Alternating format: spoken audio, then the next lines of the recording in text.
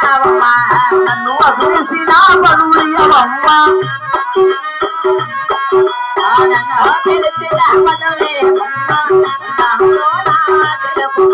Govinda Narayana Rama Rama Rama Rama ఓ Rama Raghava Govinda Narayana Rama Rama Rama Rama ఓ Rama.